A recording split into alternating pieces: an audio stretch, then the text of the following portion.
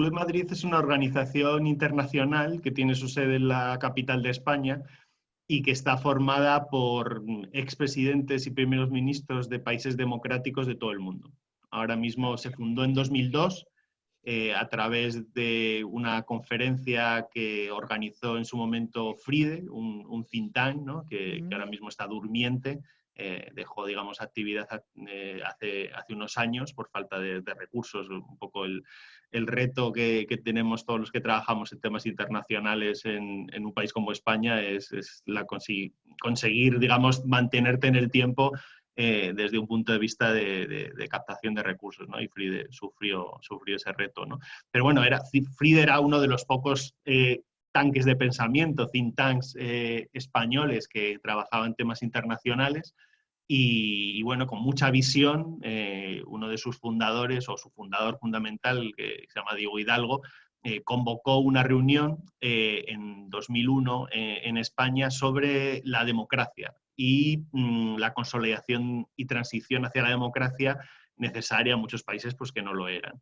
Y España, porque es un país simbólico por nuestra transición, por la visión o percepción que se tiene en general en el mundo de que es un ejemplo positivo y que en ese sentido hay lecciones para aprender, pero también yo creo que como un país que se ve como, bueno, que no tiene un papel global muy relevante, pero que sí en su punto de inflexión entre diferentes continentes, diferentes relaciones, América Latina, África, Europa, Oriente Medio, sí que puede ser un buen lugar, plataforma para crear este tipo de iniciativas.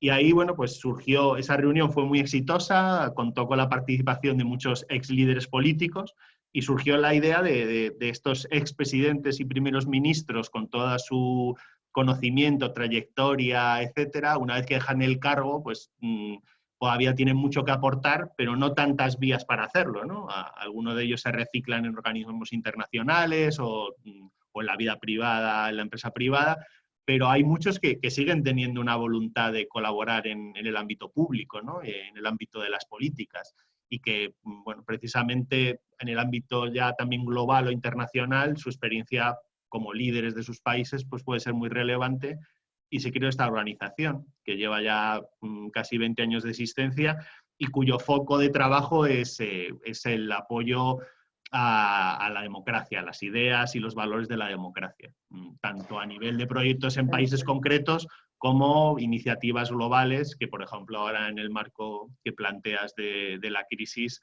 nuestros miembros están muy activos en ver cómo podemos facilitar y fortalecer ese multilateralismo constructivo al que hacíamos mención. Claro, es que... Sí, sí. Y bueno, una de los valores añadidos que tiene la organización es que la membresía, estos expresidentes y primeros ministros, no tienen, digamos, un enfoque ideológico específico, ¿no? O sea, tenemos miembros desde la derecha a la izquierda, o gente más de centro, y eso hace que, bueno, en el caso español, por ejemplo, todos los expresidentes han sido invitados a formar parte de la organización y todos han aceptado. O sea, tenemos desde Aznar, Felipe González, Zapatero, Rajoy. O sea, y obviamente hablamos de 4 o 5 nombres de un total de más de 110. Entonces, no somos una organización española, pero para dar una idea de que en otros países pues también tenemos una mezcla de diferentes perspectivas, ¿no? La diversidad geográfica es nuestra prioridad y entonces ahí tenemos intentar hacer un porcentaje más o menos equilibrado.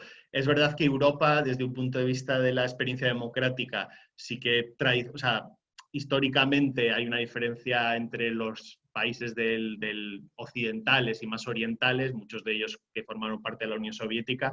Muchos de nuestros miembros todavía han jugado papeles claves en la transición hacia la democracia, ¿no? En Europa.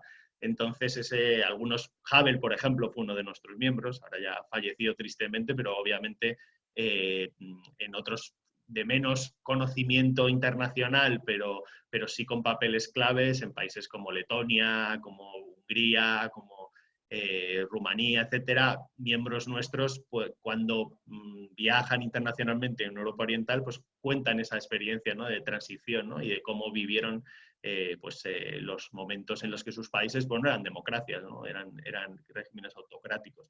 Entonces, ahí hay entre europeos es donde más tenemos de ambas partes de esta división que comento, pero luego hay un porcentaje prácticamente proporcional entre otros lugares, como mencionabas tú, América Latina y luego África y Asia, ¿no? Es verdad que Asia, en concreto, que es mi fuente, digamos, de conocimiento a nivel regional mayor, pues tienes unas dificultades grandes para tener muchos miembros porque no hay tantos países que puedan considerarse democracias. Sí, sí, o sea, a ver, es curioso porque el año pasado desarrollamos un proceso estratégico de prioridades programáticas dentro de la organización. Damos un programa estratégico y casualmente un tema que surgió como prioritario para los 3 años siguientes, 2020-2022, fue el multilateralismo y la cooperación global, porque los miembros estaban preocupados de que el sistema multilateral pues, estaba dando señales, digamos, de falta de funcionamiento, de eficacia y de resultados, y antes de la crisis actual ya había, digamos, una prioridad de la organización para trabajar en este contexto, ¿no? En ese sentido, es interesante porque la organización, y por petición de nuestros miembros, aunque estamos enfocados en democracia, ellos consideran que es fundamental establecer puentes de diálogo y cooperación con países que consideramos que no lo son, como China, como el ejemplo fundamental, ¿no? De país no democrático, pero clave en ese sistema internacional, y con el que, según nuestros miembros, es mucho mejor entrar en una dinámica de diálogo, de colaboración, que de confrontación o lucha, ¿no? Y uno de los temas que veían es que esa confrontación o lucha, quizás porque se están dando cambios radicales en la política de los Estados Unidos, pues está tomando más relevancia. Y eso al final influye negativamente en la cooperación multilateral, ¿no? Y las instituciones multilaterales. Entonces, ese tema ya se decidió, y lo que comentabas, obviamente ahora lo estamos gestionando las últimas semanas de otra manera, todo el equipo está trabajando desde casa, incluido muchos de nuestros miembros que se conectan, igual que tú y yo estamos hablando ahora desde nuestra casa, pues ves al expresidente X pues desde su casa pues participando en estas conversaciones pues con herramientas digitales. Y eso, bueno, pues va a ser una prioridad para nosotros este año y los próximos, y justo este año, para contarte un ejemplo concreto, ¿no? Teníamos planificada, y seguimos teniéndolo, hacer nuestro diálogo de políticas anual, en la que todos los miembros son invitados a sumarse, y trabajando con socios buscamos plantear políticas públicas, reformas, recomendaciones a los líderes actuales sobre lo que llamamos multilateralismo que produzca resultados, ¿vale? Porque yo estoy de acuerdo contigo totalmente en la crisis de confianza que existe en la ciudadanía sobre instituciones. Una es la democracia, pero otra también es el multilateralismo, la Unión Europea desde una perspectiva europea, el papel de Naciones Unidas o de la Organización Mundial de la Salud en esta crisis, y esa confianza yo creo que solo se puede recuperar con resultados. O sea, si la gente ve que sus vidas están siendo, digamos, positivamente transformadas por la acción de estas instituciones, volverán a tener confianza, ¿no? Claro, Y entonces, bueno, nuestra reunión anual va sobre ese enfoque, y estamos planificando, o habíamos planificado hacerla en Berlín, con apoyo del Ministerio de Asuntos Exteriores alemán, porque Alemania tiene la presidencia de la Unión Europea en el segundo semestre. Y una parte importante, digamos, de ese trabajo teníamos planificada llevarla también a China, ¿vale? Nosotros tenemos todos los años una reunión en Beijing, en China, pues con autoridades de allí, incluyendo el presidente Xi, con nuestros miembros, y discutiendo, digamos, formas de colaboración en este marco multilateral, ¿no? Vía Naciones Unidas, vía el G20, y hay una discusión política rica, ¿no? En búsqueda de puntos en común, ¿no? Y ya digo, buscando que el papel en este caso, por ejemplo, de China en el ámbito multilateral, pues pueda canalizarse de la manera más constructiva posible, ¿no?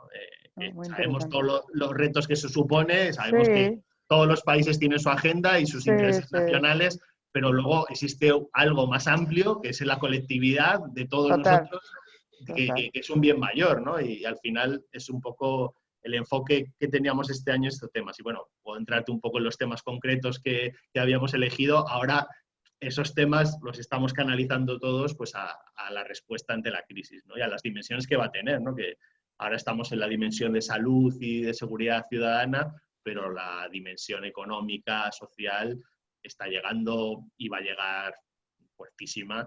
Y yo creo que lo que has apuntado, ya termino, es que existe una Ajá. oportunidad. Sí, yo creo que o sea, dentro de esa reflexión estratégica que te comenté hace un rato que hicimos el año pasado, un aspecto que ha sido, digamos, destacado muchísimo es la dimensión digital.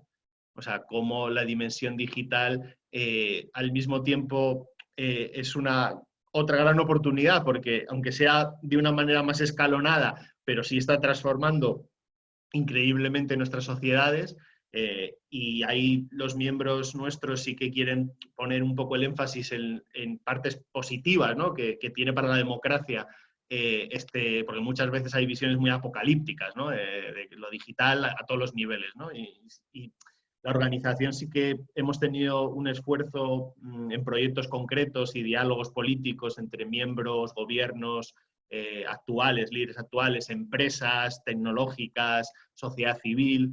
Hemos facilitado ese tipo de encuentros y reflexiones y propuesto recomendaciones que se pueden ver en nuestra página web.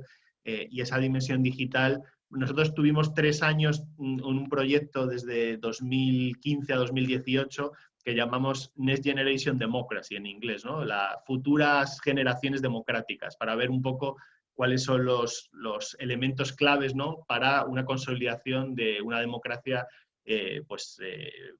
más efectiva y que pudiera también romper esa crisis de confianza. Y el tema digital estaba todo el tiempo en todas las regiones, ¿no? Entonces es uno de los focos que tenemos ahora mismo, intentando destacar qué puede ser lo positivo, ¿no? Las oportunidades que hable la revolución digital, pero también siendo muy conscientes de los problemas que ha puesto sobre la mesa, ¿no? En ámbitos como puede ser la desinformación, en ámbitos como la crisis que supone Eso te iba a decir, sí. la falta de participación activa por los métodos tradicionales, el papel de la prensa como institución democrática, ¿no? La libertad de información, pero que ahora se ve también influenciada por esta revolución digital.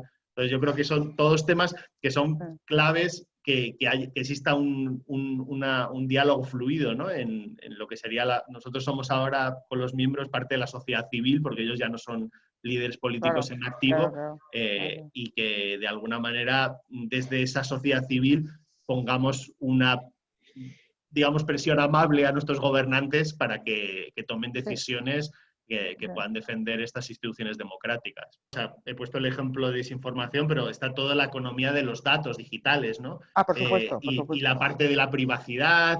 O sea, por y justo en supuesto. esta crisis estábamos trabajando con expertos del MIT como parte de, porque nosotros, o sea, los miembros, los ex líderes políticos tienen su visión, su experiencia, el liderazgo político, pero es fundamental crear alianzas con otras fuentes de conocimiento más expertas, ¿no? Un Claro, claro. político necesariamente no es el experto en No, contenidos concretos, ¿no?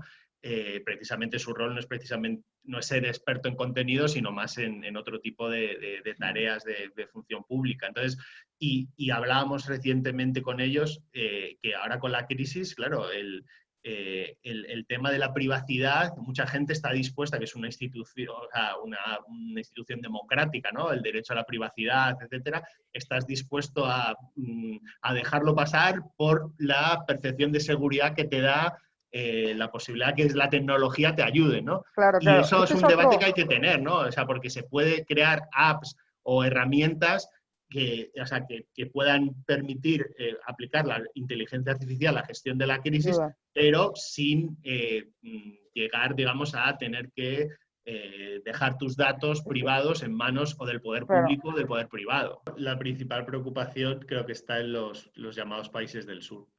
Y yo creo, que si ya nos cuesta ser solidarios en Europa, tenemos que hacer un esfuerzo brutal para dejar de mirarnos un poco el ombligo de nuestra situación privilegiada y ver cómo va a afectar esa crisis a países africanos, latinoamericanos, asiáticos como la India, que es un país súper desarrollado estructuralmente, pero con unos focos de desigualdad y pobreza que son mucho más graves que los que podemos tener en Europa, en España, en Estados Unidos, etc. Entonces, esos países van a necesitar ayuda y justo, o sea, muchos de nuestros miembros han firmado una carta al G20 pidiendo, digamos, un apoyo muy significativo hacia estos países del sur, la creación de un fondo global, y yo creo que esa es mi principal preocupación a nivel geopolítico, que estemos a la altura de este reto con una visión planetaria, ¿no? Y ya no tanto europea y tal, sino que al final, si estamos todos en el mismo barco y tenemos que ser solidarios, sobre todo los que tenemos más privilegios, con los que lo van a sufrir de una forma mucho más grave esta crisis. Muy bien.